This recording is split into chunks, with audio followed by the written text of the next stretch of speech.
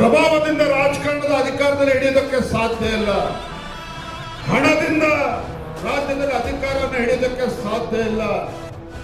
ರಾಜ್ಯದಲ್ಲಿ ಒಂದು ಅಧಿಕಾರಕ್ಕೆ ಬರೋದಕ್ಕೆ ಸಾಧ್ಯ ಏನಾರ ಇದ್ರೆ